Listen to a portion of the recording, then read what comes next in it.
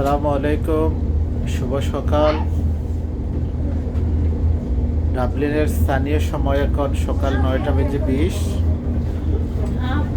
আমাদের train Dublin থেকে স্লাইগো উদ্দেশ্যে যাইতেছে।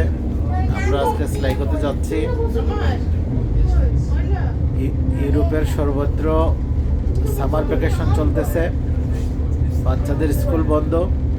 সবাইকে নিয়ে স্লাইগোতে যাইতেছি। নুসরাত, সালাম দো। আসসালামু আলাইকুম। নাবিল, ওই নাবিল, সালাম দো। তো আমরা আজকে সুন্দর একটা দিন কাটাবো ইনশাল্লাহ। আর আমরা এখন ট্রেনে আছি। আমি বাইরের একটু দৃশ্য অনেক সুন্দর, মেঘাচ্ছন্ন আকাশ আর সবুজ বনায়ন। এখানে খর্দমাক্ত মাঠ নেই, সব জায়গায় শুধু বনায়ন। আয়ারল্যান্ডের বনায়ন হচ্ছে 84 ভাগ আর 16 ভাগ জনবসতি। এই জন্য আয়ারল্যান্ডে প্রচুর বৃষ্টিপাত হয়, প্রচুর বৃষ্টিপাত হয়। আমি আপনি একটু জুম করে দেখাই, খুবই সুন্দর চমৎকার দৃশ্য।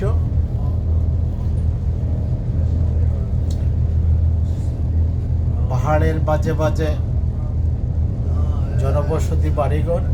আমাদের সাথে সিয়াম আছে। সিয়াম, সালাম দোসাই। আসসালামু আলাইকুম। ওয়ালাইকুম আসসালাম। দেখাইতেছে আমাদের ট্রেনটা হচ্ছে ইন্টারসিটি ট্রেন, একটু লাক্সারিয়াস ট্রেন, ভাড়া একটু বেশি।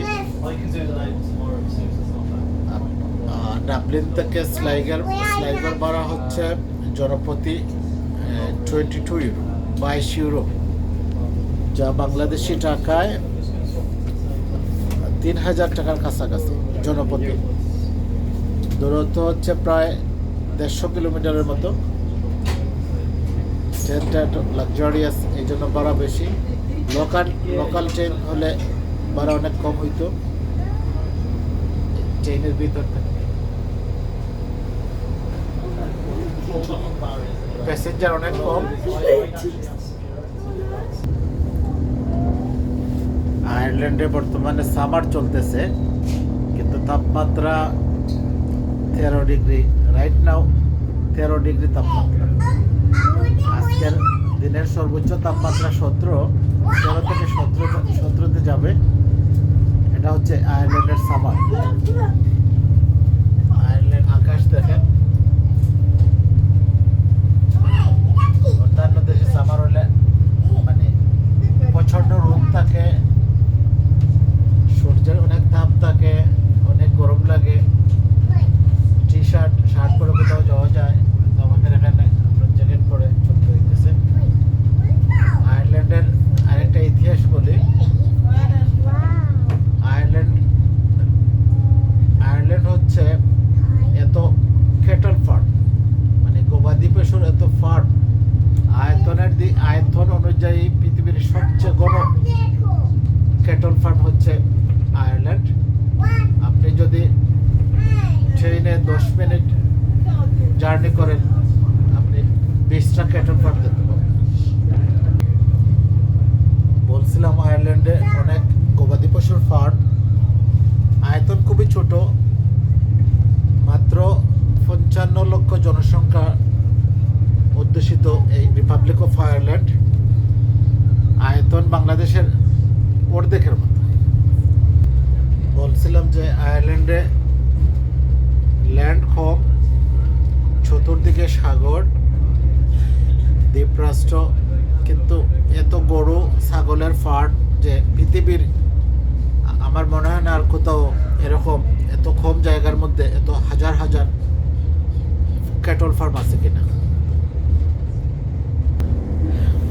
ট্রেনে বসে আছি, সাম্প্রতিক কিছু বিষয় নিয়ে কথা বলি।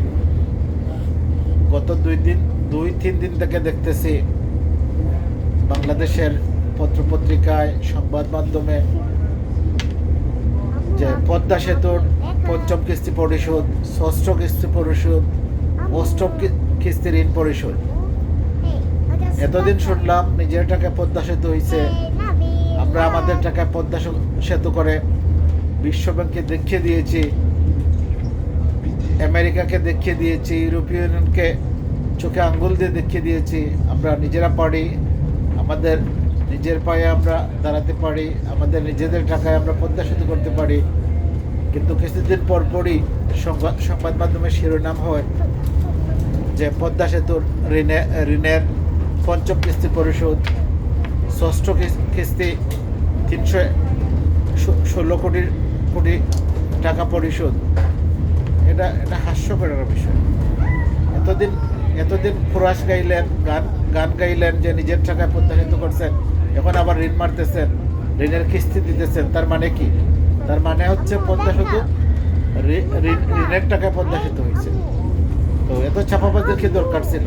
আরেকটি বিষয়, আমরা জানি সিকিম এক সময় স্বাধীন রাষ্ট্র ছিল, হায়দ্রাবাদ স্বাধীন রাষ্ট্র ছিল। ইন্ডিয়ার চক্রান্তে, ষড়যন্ত্রে, তাদের সাম্রাজ্যবাদী মনোভাবের কারণে তারা সিকিমকে গ্রাস করে ফেলছে, হায়দ্রাবাদকে গ্রাস করে ফেলছে।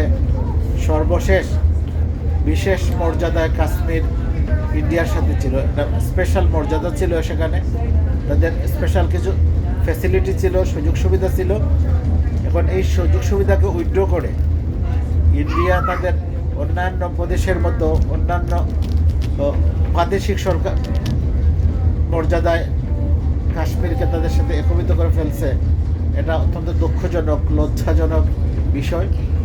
আর বাংলাদেশ যে পথে হাঁটছে, আমাদের জন্মভূমি, মাতৃভূমি, এটা জাতির জন্য একটি অশনি সংকেত হতে পারে। তারা ট্রানজিটের নামে রেলওয়ে ট্রানজিট দিতেছে। এখন যদি ইন্ডিয়ার মতো একটি আগ্রাসী দেশ, একটি সাম্রাজ্যবাদী দেশের ট্রেন আমাদের দেশে চলাচল করে, কিছুদিন পরে বলবে যে ট্রেনের নিরাপত্তা নেই, ট্রেনে আক্রমণ হয়, যে তাদের নিরাপত্তার জন্য সিকিউরিটি দরকার, এই বলে তাদের সোলজার মুভ করতে পারে, সিকিউরিটির জন্য এখানে সৈন্য দিয়ে দিতে পারে। তখন আমাদের কী অবস্থা হবে? তখন আমাদের সার্বভৌমত্ব, আমাদের স্বাতন্ত্র্য, আমাদের সার্বভৌমিক মর্যাদা তখন কোথায় যাবে?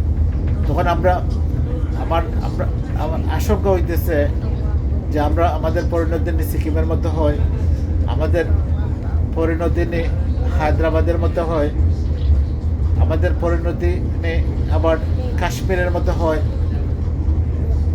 ছোট্ট একটি দেশ মালদ্বীপ, এই দ্বীপরাষ্ট্রটি ইন্ডিয়ার সাথে প্রতিনিয়ত সংগ্রাম করে টিকে আছে। প্রতিটা পলিসিতে, প্রতিটা বিষয়ে ইন্ডিয়া সেখানে নাক গলাইতেছে, ইন্টারফেয়ার করতেছে। এটা অত্যন্ত দুঃখজনক। ট্রেনে বসে অলস সময়ে আপনাদের সাথে কিছু কথা বললাম, আশা করি সবাই শুনবেন। আসসালামু আলাইকুম ওয়া রাহমাতুল্লাহ।